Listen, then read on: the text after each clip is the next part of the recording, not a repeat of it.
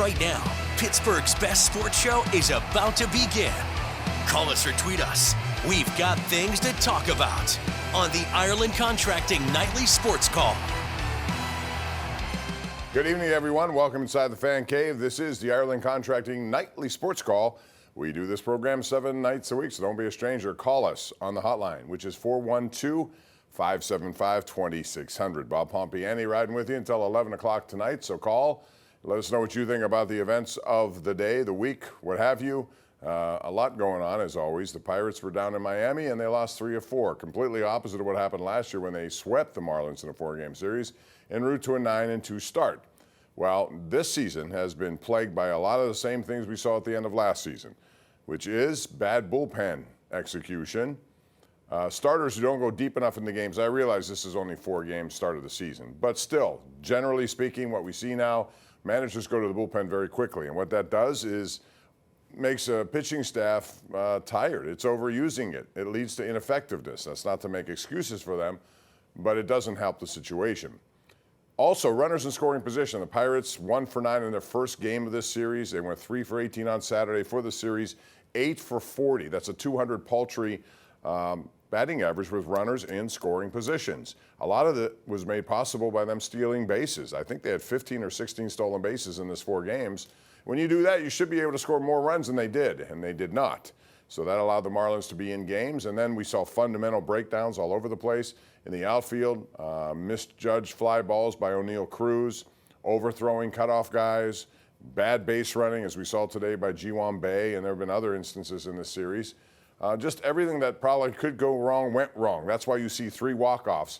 3 walk-offs in the first 4 games of a series to start the season. That's not what people expected, because you're taking on a team that's basically rebuilding, a bunch of no-names, or as Mike Tomlin likes to say, nameless gray faces on the Miami Marlins. And yet the Pirates couldn't come up with a win today, and they wasted another good start. The starters in this series, 2.42 collective ERA. That's good enough to win, and you should score against this team more than they did. So they're off to Tampa now to take on the Tampa Bay Rays starting tomorrow night. Skeens is scheduled to pitch, I believe, on Wednesday, which would make it highly unlikely that he pitches in the Yankees series. So he'll probably be the very next day against the St. Louis Cardinals. Bottom line is the Pirates are going to have their hands full this week. Tampa's a decent team, and of course the Yankees are hitting home runs like crazy. 9 of them yesterday, 3 by Aaron Judge, 15 in this series, and of course that leads to the debate about this bat they're using, which is called a torpedo bat. Some MIT physicists who now got into coaching figured it out. And from what Major League Baseball has described, they're not violating any rules, although they're doing something that no one else has really been able to do. And credit them, I suppose, if they're not circumventing the rules. But they have these sweet spots that have been sort of enhanced based on your tendencies as a batter. It's not unlike going to a golf simulator and having someone work on your swing and try to figure out mechanically what you do and give you the right shaft and the right loft and all this stuff. So I guess if it's fair, it's fair, but they're hitting the cover off the baseball, and they may do it again this weekend here in Pittsburgh. 412-575-2600 is the number. Mike Tomlin met with the media down there those who were there in Palm Beach, Florida. This is the site of the owners' meetings. They do it every March, and this is a time to really get a chance to talk to all the NFL head coaches and GMs. And Mike Tomlin was very coy about talking about Aaron Rodgers. Said they met, it was a good meeting, no time frame on this. Does he fear it should be done before the draft? He says, I really haven't talked about that or thought about that. So I wonder how long this might carry on with Aaron Rodgers, and if it affects what they do in the draft, because they do need quarterback help, and they have the 21st overall pick. It could be a quarterback who falls to them at that point. So what do they do if that's the case? Because they have other needs, as you know. So we'll talk about that and more. Also, we know the Final Four is down to the top 4 seeds. Sort of a sign of the times, I think. The rich get richer, NIL money all over the place for the bigger schools that have the pockets to do it. And teams like Robert Morris see their whole team decimated by the transfer portal. 412-575-2600 is the number. One other note, congrats to Penn State hockey. They're going to the Frozen Four. They've been terrific up there, and boy, that's a program that's on fire.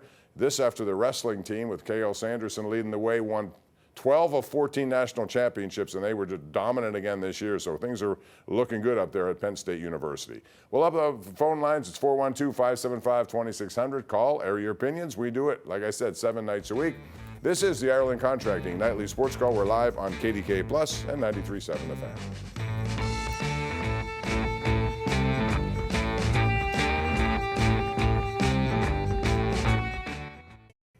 All right, welcome back. This is our Xfinity Mobile tweet of the night from Alex Stump. Major League Baseball, per Elias Sports Bureau, the Pirates are the first team to be walked off for their first 3 losses in a season since the 1924 Pirates. Now, it's interesting to note that they were victims of 3 walkouts in a series, walk-offs in a series back in 2015 against the St. Louis Cardinals, but that was not at the beginning of a season. So that's our tweet of the night. 412-575-2600 is the number to call. We've got a lot of Twitter action, of course, on the Pirates, and as you can imagine, a lot of it is, critical, and rightfully so. Kevin D says, any chance that Oscar Marin could teach his staff not to walk the leadoff hitter in an inning, especially when they take the lead in the previous half inning? Well, obviously, you don't want to do that. Pirates had it to them. They had leadoff walks, and they stranded guys. They had a leadoff double in this game. I think it was the 4th inning by Brian Reynolds, and they couldn't score him. They've missed so many opportunities with runners in scoring position. But, yes, as a pitching staff, you don't want to walk the first guy in an inning. That's for sure. It normally comes back to haunt you. All right, let's go to the phone lines. They're buzzing tonight at 412-575-2600. We'll begin tonight with Rick in – where are you, Rick? Squirrel Hill. Hi, Bob. Hey, Derek Shelton's proving constantly he is the worst manager I've ever seen. He doesn't know how to manage. Everything he does is analytics. I mean, every game he takes a starter out after 6 innings when he's good, whether he's good or not. Then he brings in a reliever for only 1 inning, no matter how well they're pitching. He still doesn't understand that Halderman and Bednar aren't any good, yet he keeps pitching Bednar as the closer. I mean, it's frustrating. You can't even watch the games anymore, and just wonder what you think about that. I do think they're overdosing with metrics, and they hire a lot of metrics people, maybe more so than they need. I would put money in other aspects of their organization. That's just me. As far as Shelton is concerned, I would say that, and obviously this is the start of a season. Guys aren't necessarily ramped up to the pitch counts maybe that they will get to in another month. But yes, I totally agree with that sentiment that we're becoming overmanaged. In a situation where if you have a reliever in and he's, has a 1, 2, 3 inning and he looks pretty good, no need to bring in another guy just because it's his inning, so to speak.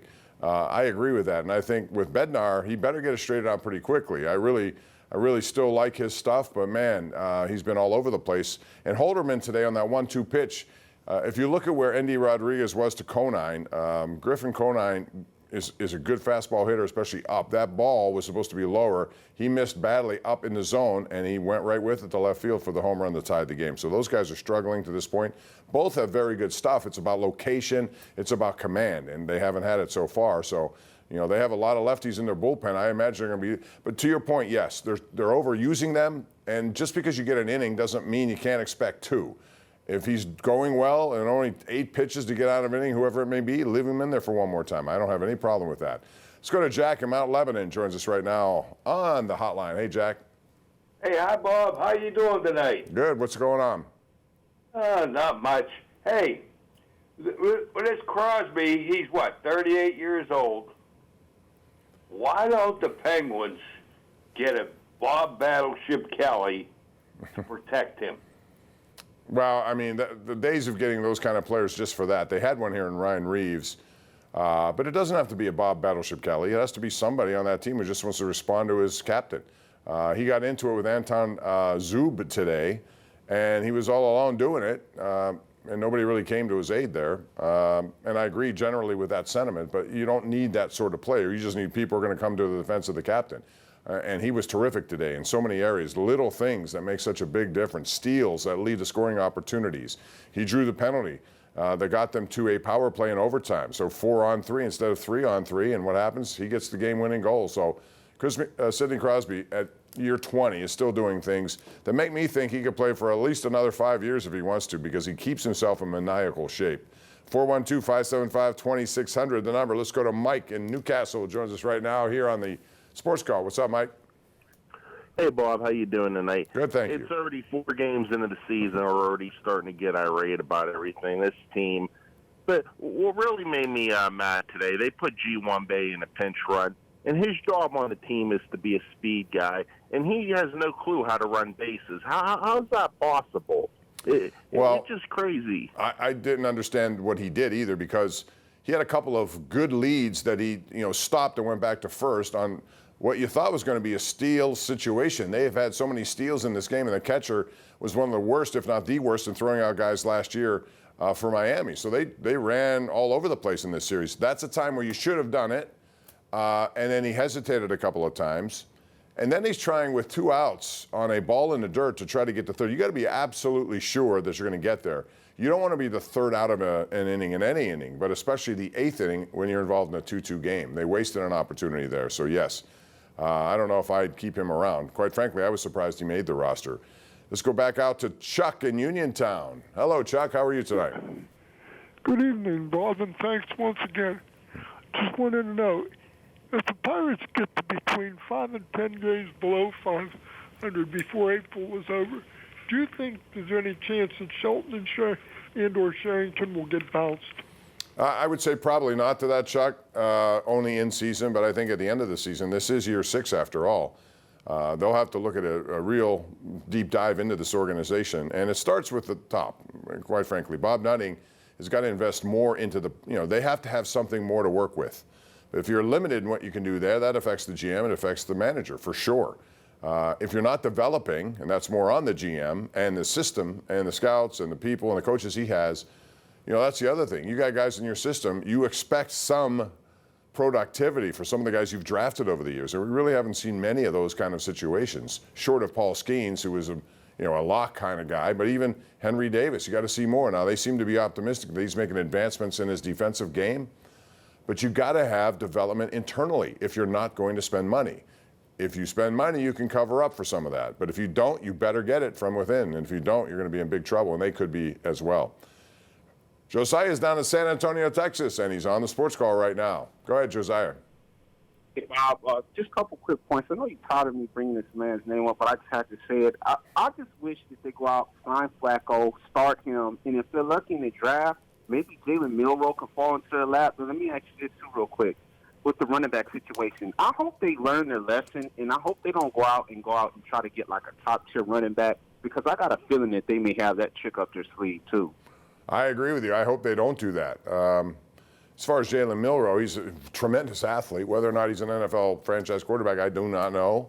I think if they're going to make a pick this year, especially if it's early, and surprisingly maybe in the first round, it better be absolutely 100% sure they're going to get it right, because they've been chasing this situation for a while. With regard to Aaron Rodgers, apparently there's no time frame on this. I mean, it could linger into training camp. If that's the case, again, I think that's too much drama. And while he's 41, he's a 4-time MVP, I'm sure he can adjust to whatever. That seems like a big leap of faith to just say that you're going to come in here, learn a system that fast, even though you may go rogue and not even use the system, and try to get to know your teammates. I would rather him, if this is going to happen now. Get in here, invest in your 1 year left in your career, and make it a good one. But for some reason, there's no end to this. And I wonder if it drags into the draft, what they do in that first round of pick 21. All right, let's go back to the lines. We got Dave in the South Park area joins us right now. Hello, Dave. Hey, Bob. Just going back to baseball. I'm all for. I've been a Pirates fan for all my life. I'm 63 years old, and I like the local guy. But when do you decide that David Bednar's not the answer? Well, I think they're going to have to make that decision rather quickly. It's not going to happen right now. I think what I would do is put him in earlier in the games and flip some roles around for now and see if that could get him out of it. Give him a couple of days to think about it, whatever. They have a lot of pitchers in that bullpen. But if this lingers, then you have a tough decision on your hands. You just gave him some nice money in arbitration. He still has the stuff. I just think it's a mental thing more than anything else. And I think you have to sometimes be a little patient. Again, it's only 4 games into the season. I want to keep reminding people of that.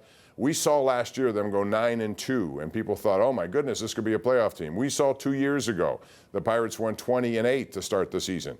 People were thinking it's a World Series team. It's a long season. Things can come and go. They're going to be peaks and valleys. So this happens to be in the first 3 games against a bad team. I get it. But I would be a little bit more patient, at least for now, and we'll see what happens in time. 412-575-2600. Let's go out to Brad in Brookline. Hello, Brad. how can you take a team like the Pirates serious? Let me explain. G1 Bay in a lineup. Tommy Pham batting third. Absolutely insane, ridiculous. 37, 38-year-old batting third. Yeah, he batted first on the opening day. He batted third. He's going to go through a lot of different lineup configurations, and quite frankly, it's a bad lineup. The roster, to me, after 6 years, this is the best roster you can get. I have, and again, when you're going out and using Band-Aids, and that's what I refer to these guys, the journeymen who've been around. They're one-year guys who are going to get in for $4 to $5 million, $3 million, whatever the case may be. How many lefty starters have they brought up? 1 year starters, veterans, they just give $4 or $5 million to, right? I mean, you can think of it. Rich Hill was one of them.